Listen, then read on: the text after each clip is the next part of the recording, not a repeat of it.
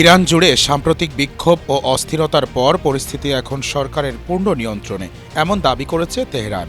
দেশটির পররাষ্ট্রমন্ত্রী Abbas Araghchi বিদেশি কূটনীতিকদের সঙ্গে বৈঠকে জানান, সহিংসতা আপাতত প্রশমিত হয়েছে এবং আইনশৃঙ্খলা পরিস্থিতি ধীরে ধীরে স্বাভাবিক হচ্ছে। তবে মাঠের বাস্তবতা ও আন্তর্জাতিক প্রতিক্রিয়া ইঙ্গিত দিচ্ছে সংকট এখনও পুরোপুরি কাটেনি। আরাকচির বক্তব্যে উঠে আসে যুক্তরাষ্ট্রকে ঘিরে ইরানের গভীর সন্দেহের বিষয়টি। তার ভাষ্য অনুযায়ী বিক্ষোভকে পরিকল্পিতভাবে সহিংস রূপ দেওয়া হয়েছে, যাতে ওয়াশিংটন সামরিক হস্তক্ষেপের সুযোগ পায়। একই সঙ্গে তিনি কূটনৈতিক দরজাও বন্ধ করেননি, যুদ্ধের প্রস্তুতির কথা বললেও সংলাপ চালু রাখার বার্তা দিয়েছেন। এই উত্তপ্ত প্রেক্ষাপটে ইন্টারনেটের সংযোগ পুনর্বহাল ইরান সরকারের জন্য বড় চ্যালেঞ্জ হয়ে দাঁড়িয়েছে। পররাষ্ট্রমন্ত্রী জানিয়েছেন, নিরাপত্তা বাহিনীর সমন্বয়ে ধাপে ধাপে সারা দেশে ইন্টারনেট চালুর উদ্যোগ নেওয়া হচ্ছে, বিশেষত কূটনৈতিক মিশন ও গুরুত্বপূর্ণ সরকারি দপ্তরে।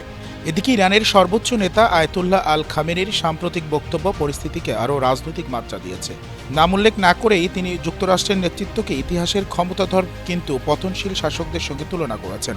তার বক্তব্য ইঙ্গিত দেয়, ইরান এই সংকটকে কেবল অভ্যন্তরীণ নয়, বরং বৈশ্বিক ক্ষমতার দ্বন্দ্ব হিসেবেই দেখছে।